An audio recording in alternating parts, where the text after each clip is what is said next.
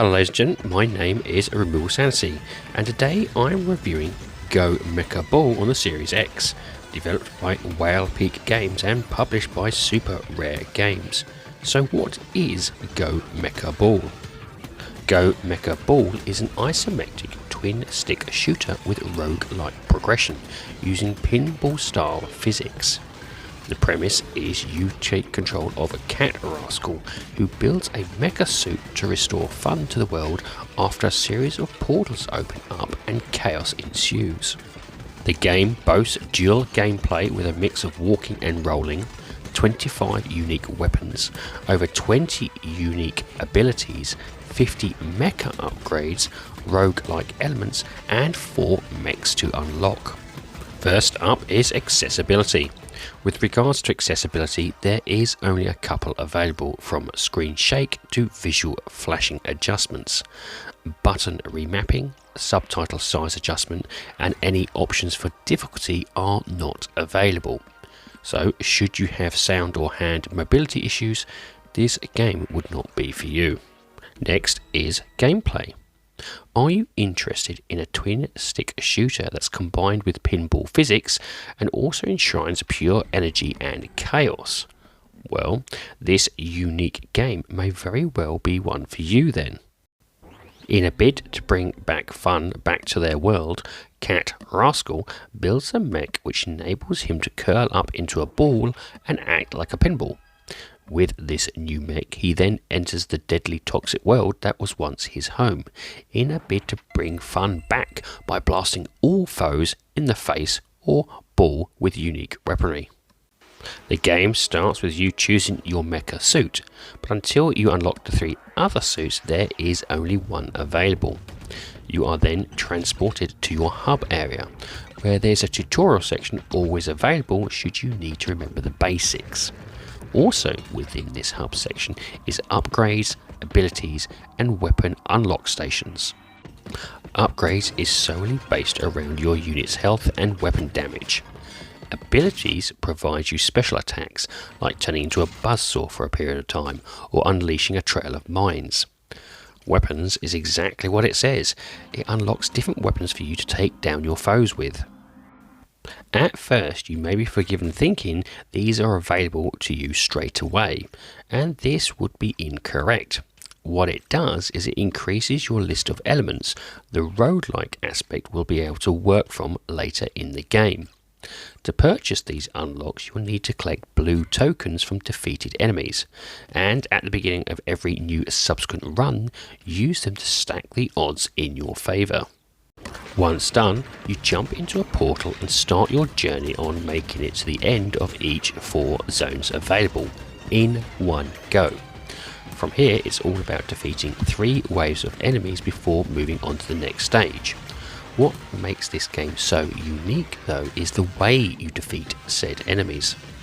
There are 2 ways to do so: in ball form, smashing into them, or mecha form, firing your guns. The way this works is by holding down the left trigger on your controller when you want to roll about at speed. Here you can use the landscape to your advantage and also escape enemies' attacks should you need to. By holding the left trigger and the right trigger at the same time, you can use a special ability which is your Smash, a turbocharged rush that can stun, disable an incoming attack, or even be used as part of a combo to get back ammo. As with all abilities, this does have a cooldown period, so spamming them will not be possible. You also cannot fire guns anytime you're in ball form. The second form is your mecha form, which by letting go of the left trigger, you open up and walk about, and it's at this point you're able to fire your guns. To fire said weapons is as simple as using the right trigger and use your twin sticks to point and aim your fire. You can switch between your 2 available weapons with the X button. Collection of new weapons and swapping out existing ones is done by pressing the A button. Right bumper and left bumper are kept for future special abilities should you choose them. Now, you may think, what's the point of the ball form then? Why not just stick with the mecha form?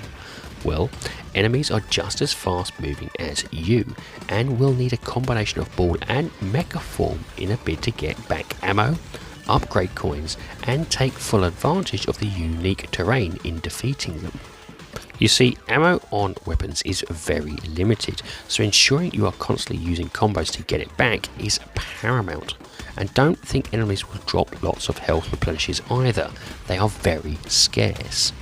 Every wave you complete doesn't replenish health or ammo either, so you are stuck with how little you have at the end, which adds an even bigger layer to the intense action already there. Thankfully, this is where the level designs come in with its unique pinball-style environmental design. Lots of the areas in question have pneumatic tubes throwing you to another area of the map, or speed pads allowing you to do bigger damage should you connect with an enemy. Jump pads launch you into the air, and a combination of all of these makes the whole map, which is relatively small, a blur when traversing. Each level feels like a pinball machine ready to flip you quickly from one side to the other, whilst at the same time you are aiming at your enemies for the next hit. When one wave is over, you enter a portal to the next wave and level, and it's in between this you are given a choice of 3 upgrades. This is where the roguelike aspect comes into play, as it chooses randomly from the list of unlocks you purchase prior to starting your run. These can be anything about health, new abilities, or even buffs or to damage or stats. By the time you have done the 3 waves, you're about to enter the boss arena, and you should have some decent upgrades to make things more manageable. Before the boss, you are pushed to a shop level where you can purchase more ammo, a new weapon or an ability. If you have the coin, you can also put down a deposit on a new mech, which will tell you the percentage you have completed. Once you have hit 100%, you unlock a new mecha, which is different in its starting stats and abilities, ensuring you always are chasing something regardless of progression. Bosses are superb and, depending on health, have different attacks, ensuring nothing is as simple as it seems. Should you die, and you will retain the blue tokens you have collected, but lose the coins and all the extra upgrades you receive along your run. To say this is one of my most unique games in a while would be an understatement. This is fast, fun and frantic in equal measure, and it always brings me a smile on my face as I try another run. Up next, graphics. Graphically, the game is a visual treat with its smooth animation, striking neon visuals and over-the-top carnage. Each level and zone brings a collection of vibrant colours, blended with neon strips and bright pads pushing you around at breakneck speeds. It can be a blur of colours when explosions go off and you're flying across the screen in a bid to catch another enemy unaware before blasting them away in the face. Weapon designs are equally a crazy collection of out there guns, each with a nice variety of unique stats. They can range from buzzsaw throwing weapons, laser shotguns and rapid fire miniguns to name just a few, and the fact that any ammo picked up replenishes them is a godsend. Enemy design and attacking patterns are equally well done and coordinates to the zone they are set in. This ensures that what tactics may have worked for one previous zone in terms of abilities and stats may not work as well in the new area, ensuring that you always need to adapt to your surroundings.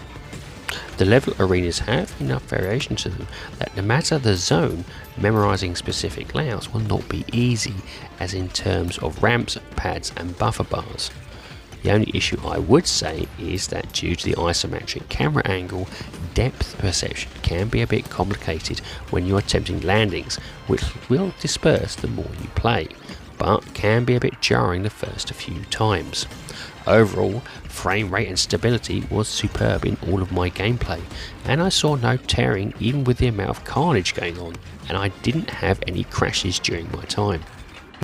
And finally, sound. The music is one of the best combinations I've seen in a while and leans into a more techno arcade vibe.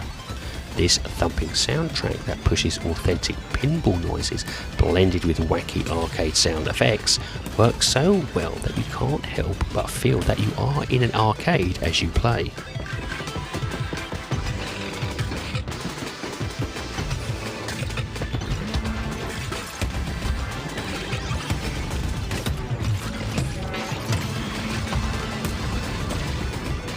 But what really sells the game is its sound effects, from its variety of weapons and gadgets, all providing a meaty weightiness to it that ensures every blast from your weapon, every dash in your ball form just excels.